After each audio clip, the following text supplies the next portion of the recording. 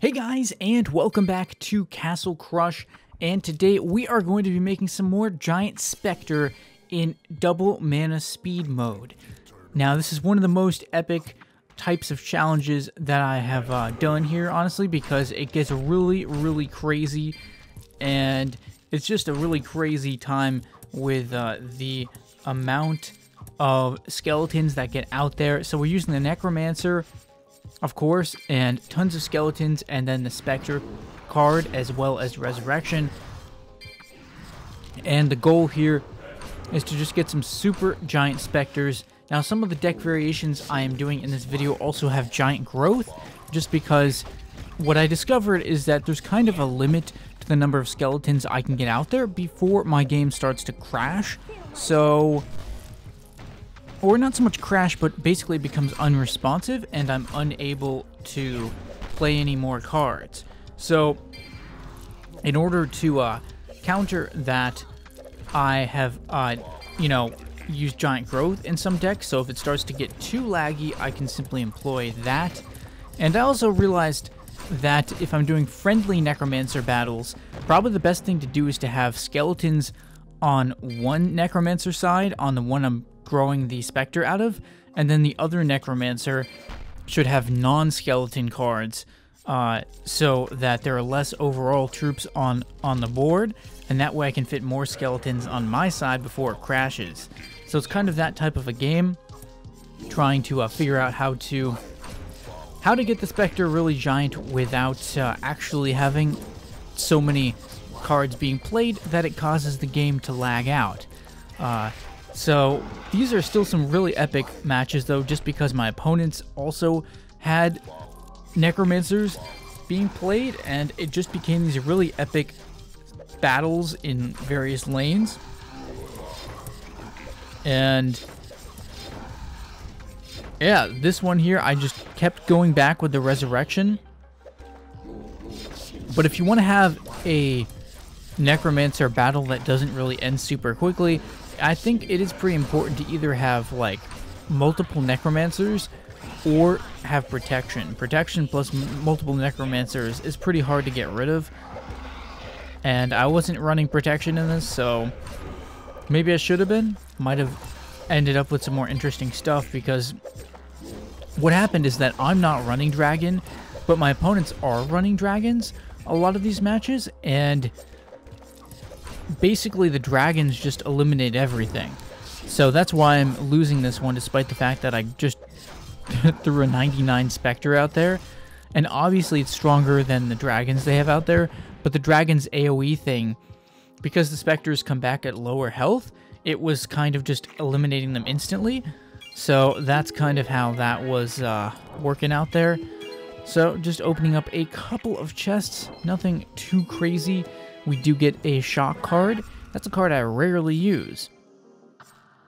I like playing with the Boneyard in these matches as like a starting card, because what it does is it kind of helps to, it gives me board position, but it also helps to kind of stop whatever my opponent's playing at the start. And sometimes if they're coming on with like a deck that's a little bit more crafty and isn't so gonna work so well with mine, the Boneyard can at least give me a chance to try and win the match if I think it is a match that I'm not gonna be able to play very long, so I like Boneyard in that sense. It's not as good as it was when it only cost 4 mana, obviously.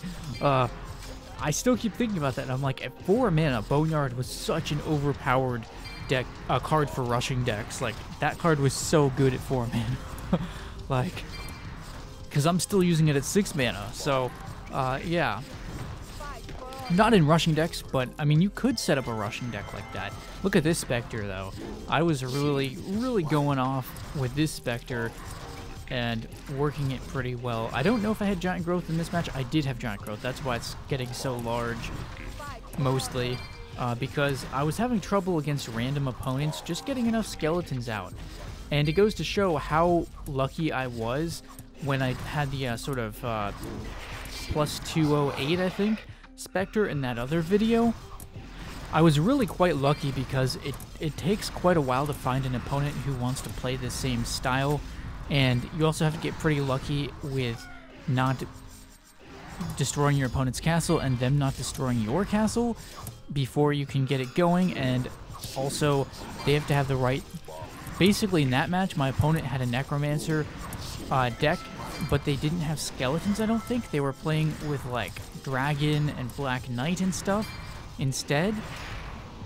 So they had a bunch of, like, single troop cards, and that worked because it meant they had way less troops out there.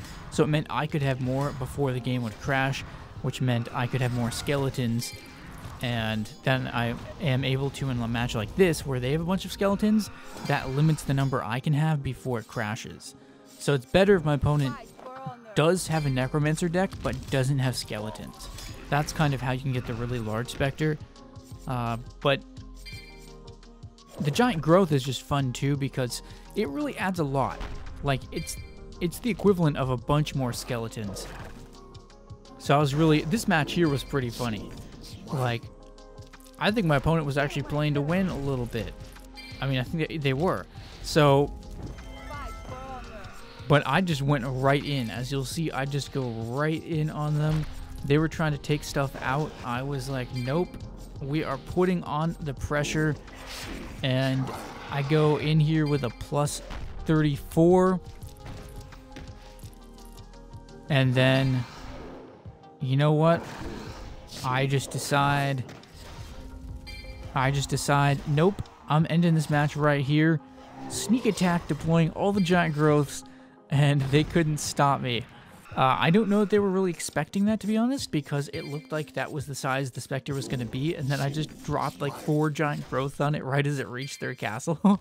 I was like, oh, they're not going to play Black Witch. Okay, I'll just drop all the giant growths, you know? And that was the end of that.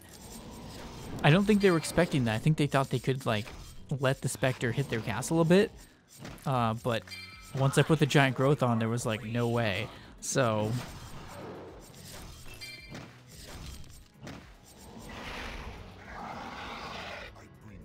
yeah, the dragons they're tricky. I mean, they're good, but they're also kind of tricky because I can't, you know, my necromancer tends to kind of lose against the dragons. So it's sort of a very particular thing. I think in a lot of the other matches where I was able to get giant specters off of, you know, fighting against dragons, I usually had to use Gust of Wind to kind of keep them from pushing too close to my castle. Because when they have dragons, they usually will win a battle with necromancer versus necromancer. So, yeah, Gust of Wind is pretty important in these sorts of matches.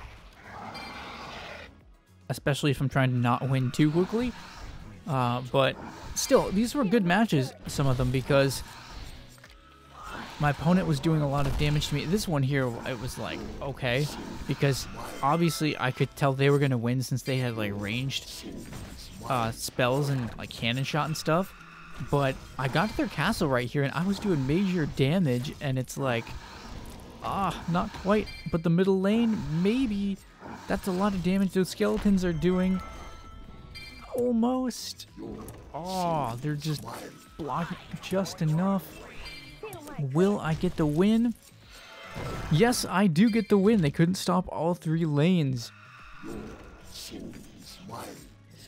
So these matches, even if I'm trying to kind of mess around, like, they're still just a lot of fun because it's fun trying to see my opponents stop the giant specters, and it's fun trying to just see the necromancer versus necromancer battles.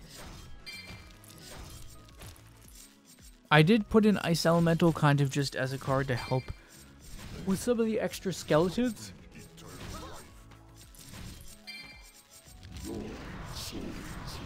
But the thing is, usually my opponents do have like ranged cards.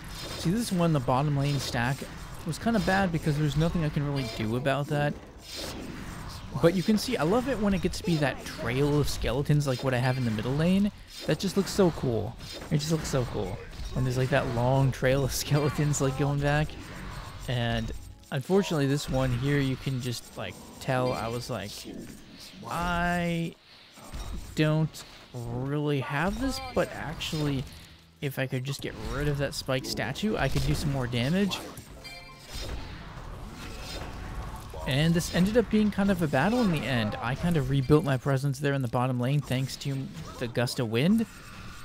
And all of a sudden, they're taking a lot of damage. And I went from being a match I thought I was going to lose to one that I actually end up winning.